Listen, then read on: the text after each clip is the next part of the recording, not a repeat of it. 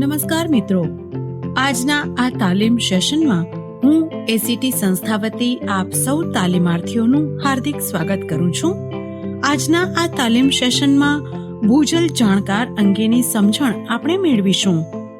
ભૂજલ જાણકાર કોઈ પણ ગામનો એવો વ્યક્તિ છે જે ગામના સપાટીય અને ભૂજલ સંસાધનનું ટેકનિકલ જ્ઞાન ધરાવતો હોય, એટલે કે ભૂજલ જાણકાર પાસે ગામના પાણીના દરેક સ્ત્રોત વિશે માહિતી ઉપલબ્ધ હોય અને તેના વિકાસ તેમજ તેની જાળવણી અંગેના આયોજન બનાવી શકતો હોય.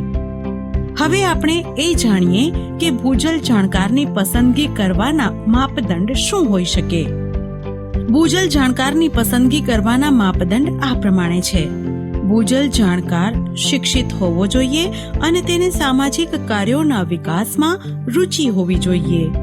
ભૂજલ જાણકાર જરૂરતમંદ અને ઈમાનદાર હોવો જોઈએ તથા તે નેતૃત્વ કરવા માટે સક્ષમ હોવો જોઈએ. ભૂજલ જાણકાર પાસે કાર્યો કરવા માટે પૂરતો સમય હોવો જોઈએ. ભૂજલ જાણકાર પાસે લોકોને સંગઠિત કરવાનું કૌશલ્ય હોવું જોઈએ. ભૂજલ જાણકાર નવું શીખવાની અને સમજવાની ધગશ ધરાવતો હોવો જોઈએ.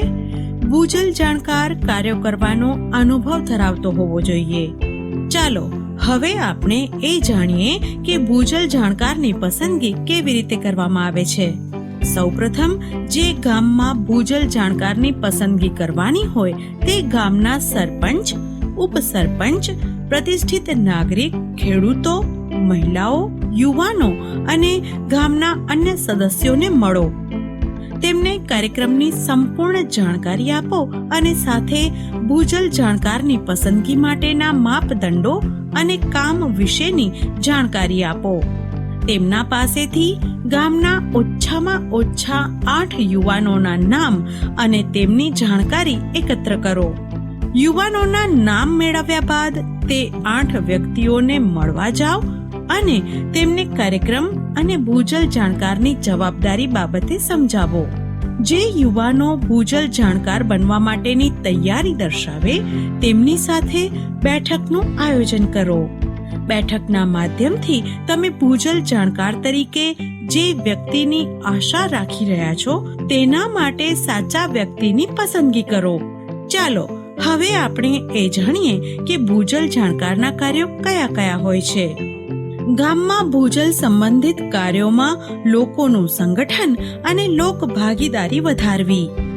ગામમાં સપાટીય અને ભૂજલ સંસાધન સાધનો ઉપર કામ કરનારા સંગઠનો સાથે રહી એક સાંકળ બની કામ કરવું.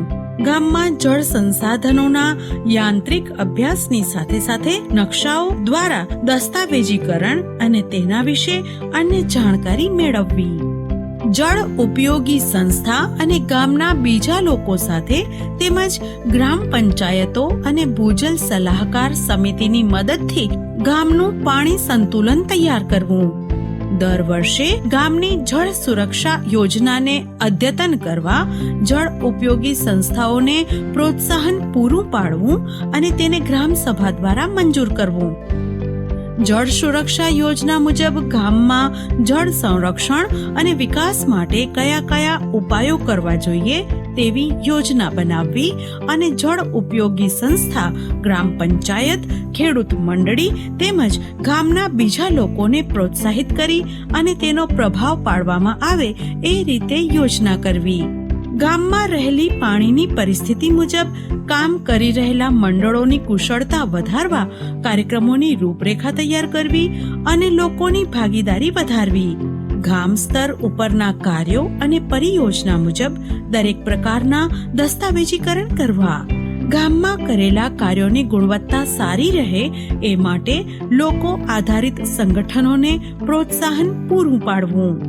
જળ વ્યવસ્થા અને જળ સ્ત્રોત વિકાસ યોજના મુજબ ગામમાં જળ સંસાધનના વિકાસ માટે નાણાકીય ભંડોળ એકઠું કરવું અને ગ્રામ પંચાયત તથા જળ ઉપયોગી સંસ્થાને આપવા માટે નાણાકીય ભંડોળની જાણકારી મેળવવી. ગ્રામ પંચાયત સરકારી યોજના અને બીજા મંડળો દ્વારા કરેલા કાર્યોનું નિરીક્ષણ કરવું. લોકો દ્વારા સંગઠનોની કુશળતા વધારવી અને અગાઉ કરેલા કાર્યો પૂરા કરવા સમયે સમયે ગામમાં રહેતા લોકોને પ્રોત્સાહન પૂરું પાડવું. આ વિડિયો તાલીમ સાહિત્ય અહીં પૂર્ણ થાય છે. આ તાલીમ આપ સૌ લોકોને ઉપયોગી થશે એવી આશા સહ આપ સૌ લોકોનો આભાર. વધુ માહિતી માટે સંપર્ક કરો એરિડ કોમ્યુનિટીઝ એન્ડ ટેકનોલોજીસ ભુજ, અથવા અમને ઈમેલ પણ કરી શકો છો. અમારી સંસ્થાનું ઈમેલ છે act.pgwm@gmail.com અથવા અમારી વેબસાઇટ વિઝિટ કરી શકો છો. અમારી વેબસાઇટ છે www.act-india.org.